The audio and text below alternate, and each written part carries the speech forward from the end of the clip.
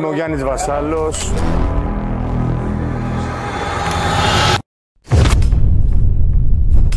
Βρίσκομαι εδώ μαζί με την Τεζόρο και συνεργάστηκα μαζί της γιατί θεωρώ ότι είναι ό,τι πιο ποιοτικό υπάρχει στην Ελλάδα και εν γέννη στον χώρο των συμπληρωμάτων.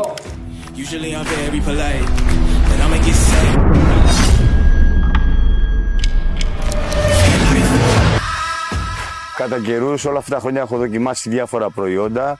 Έχω καταλήξει στην Τεζόρο. Όπως γνωρίζουμε, το πιο σημαντικό πράγμα στο άθλημα της σωματικής διάπλασης είναι η βελτίωση της μυϊκής μάζας. Η πρωτεΐνη είναι το νούμερο 1 δομικό υλικό του μυϊκού συστήματος. Αν δεν υπάρχει επάρκεια πρωτεΐνης ανάλογα με το μυϊκό βάρος του αθλητή, δεν υπάρχει ανάπτυξη ή καν συντήρηση του μυϊκού συστήματος.